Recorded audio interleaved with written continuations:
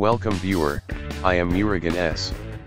This video tutorial describes how to update Windows Defender in Windows 10. Click Start, Settings.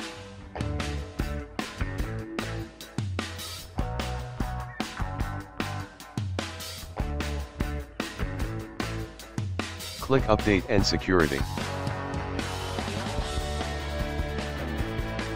Click Windows Security. Click Virus and Threat Protection.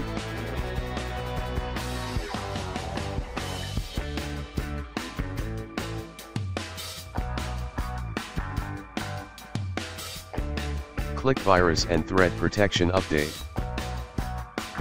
Click Check for updates. Thanks for watching.